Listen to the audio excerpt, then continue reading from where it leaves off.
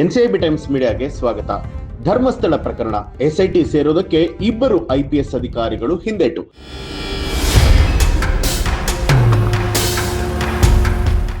ಹಾಗಿದ್ರೆ ಕಾರಣ ಏನು ಅಂತ ನೋಡೋದಾದ್ರೆ, ರಾಜ್ಯದ ಪ್ರಮುಖ ಧಾರ್ಮಿಕ ಕ್ಷೇತ್ರವಾದ ಧರ್ಮಸ್ಥಳದಲ್ಲಿ ಈ ಹಿಂದೆ ನಡೆದಿದೆ ಅಂತ ಹೇಳಲಾಗುವಂತಹ ಅತ್ಯಾಚಾರ, ನಿಗೂಢ ಕೊಲೆಗಳ ಅಪರಾಧ ಕೃತ್ಯಗಳೇನಿದೆ, ಈ ಪ್ರಕರಣಕ್ಕೆ ಸಂಬಂಧಪಟ್ಟ ಹಾಗೆ ತನಿಖೆಯನ್ನು ನಡೆಸೋದಕ್ಕೆ ರಾಜ್ಯ ಸರ್ಕಾರ ರಚಿಸಿರುವಂತಹ ವಿಶೇಷ ತನಿಖಾ ತಂಡದಿಂದ ಇಬ್ಬರು ಅಧಿಕಾರಿಗಳು ಹೊರಗುಳಿಯೋದಕ್ಕೆ ಮುಂದಾಗಿರುವಂತದ್ದು. ಧರ್ಮಸ್ಥಳದ ಸುತ್ತಮುತ್ತಲಿನ ಅರಣ್ಯ ಭಾಗದಲ್ಲಿ ನೂರಾರು ಶವಗಳನ್ನ ಹೂತಿರುವುದಾಗಿ ವ್ಯಕ್ತಿಯೊಬ್ಬರು ಇತ್ತೀಚೆಗೆ ತಲೆ ಬುರುಡೆ ಸಮೇತವಾಗಿ ಪೊಲೀಸರ ಮುಂದೆ ಹಾಜರಾಗಿ ನ್ಯಾಯಾಲಯದಲ್ಲಿ ಹೇಳಿಕೆಯೊಂದನ್ನ ದಾಖಲು ಮಾಡಿದ್ರು.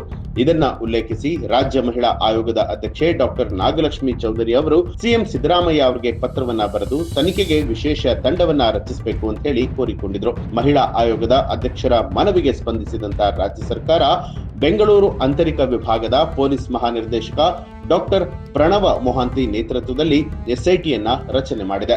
ಎಸ್ಐಟಿ ತಂಡದಲ್ಲಿ ನೇಮಕಾತಿ ವಿಭಾಗದ ಉಪ ಪೊಲೀಸ್ ಮಹಾನಿರೀಕ್ಷಕರಾದಂತಹ ಅನುಚೇತ್, ಸಿಎಆರ್ ಕೇಂದ್ರ ಸ್ಥಾನದ ಉಪ ಪೊಲೀಸ್ ಆಯುಕ್ತರಾದಂತಹ ಸೌಮ್ಯಲತಾ ಹಾಗೂ ಅಂತರಿಕ್ಷ ಭದ್ರತಾ ವಿಭಾಗದ ಪೊಲೀಸ್ ಅಧೀಕ್ಷಕರಾದಂತಹ ಜಿತೇಂದ್ರ ಕುಮಾರ್ ದಯಾಮ ತಂಡದ ಸದಸ್ಯರನ್ನಾಗಿ ನೇಮಕ ಮಾಡಲಾಗಿದೆ. ಆದರೆ ಎಸ್ಐಟಿ ತಂಡ ರಚಿಸಿ ದಿನ ಕಳೆಯುವಷ್ಟರಲ್ಲೇ ಐಪಿಎಸ್ ಅಧಿಕಾರಿಗಳಾದ ಅನುಚೇತ್ ಹಾಗೂ ಸೌಮ್ಯಲತಾ ಅವರು ವೈಯಕ್ತಿಕ ಕಾರಣಗಳನ್ನ ಮುಂದೆ ಇಟ್ಟು ತಂಡದಿಂದ ಹೊರಗುಳಿಯೋದಕ್ಕೆ ಮುಂದಾಗಿದ್ದಾರೆ ಅನ್ನುವಂತ ಮಾಹಿತಿ ಲಭ್ಯವಾಗಿದೆ. ಈ ಸಂಬಂಧ ಅವರು ರಾಜ್ಯ ಸರ್ಕಾರಕ್ಕೆ ಪತ್ರ ಬರೆಯುವಂತಹ ಸಾಧ್ಯತೆಗಳು ಇದೆ ಅಂತ ಹೇಳಿ ಮೂಲಗಳು ಹೇಳ್ತಾ ಇದೆ. ಎಂಎನ್ ಅನುಚೇತ್ ಅವರು ಯಾವುದೇ ಭಯದಿಂದ ಧರ್ಮಸ್ಥಳ ಪ್ರಕರಣದ ತನಿಖೆಯಿಂದ ದೂರ ಉಳಿತಾ ಇಲ್ಲ ಅನ್ನುವಂಥದ್ದು ಮೂಲಗಳಿಂದ ತಿಳಿದು ಬಂದಿದೆ.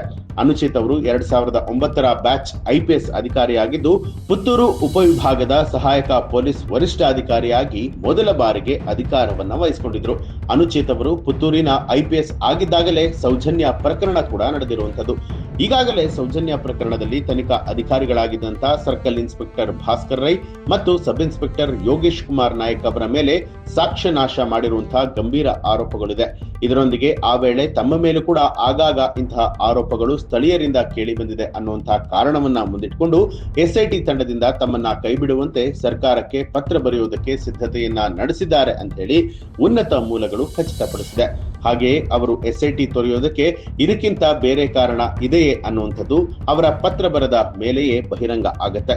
ಸೌಮ್ಯಲತಾ ಅವರು ಯಾವ ಕಾರಣದಿಂದ ತನಿಖೆಯಿಂದ ದೂರ ಉಳಿತಾ ಇದ್ದಾರೆ ಅನ್ನುವಂತಹ ಸ್ಪಷ್ಟ ಮಾಹಿತಿ ಇನ್ನೂ ಕೂಡ ಲಭ್ಯವಾಗಿಲ್ಲ. ಸರ್ಕಾರಕ್ಕೆ ಇವರು ಕೂಡ ಪತ್ರವನ್ನ ಬರೆಯುವಂತದ್ರ ಮೇಲೆ ಯಾವ ಕಾರಣ ಅನ್ನುವಂಥದ್ದು ಗೊತ್ತಾಗುತ್ತೆ. ಈ ಒಂದು ಮಾಹಿತಿಗೆ ಸಂಬಂಧಪಟ್ಟ ಹಾಗೆ ನಿಮ್ಗೆ ಏನ್ ಅನ್ಸುತ್ತೆ ಅನ್ನೋದನ್ನ ಕಮೆಂಟ್ ಮಾಡಿ ತಿಳಿಸಿ. ಹಾಗೆ ನೀವಿನ್ನೂ ಕೂಡ ನಮ್ಮ ಚಾನೆಲ್ ಅನ್ನ ಸಬ್ಸ್ಕ್ರೈಬ್ ಮಾಡಿಲ್ಲ ಅನ್ನುವಂಥದ್ದಾದ್ರೆ ಈಗಲೇ ಎನ್ಸಿಐಬಿ ಟೈಮ್ಸ್ ಮೀಡಿಯಾ ಚಾನೆಲ್ ಅನ್ನ ಸಬ್ಸ್ಕ್ರೈಬ್ ಮಾಡಿ ಬೆಲ್ ಐಕಾನ್ ಒತ್ತಿ.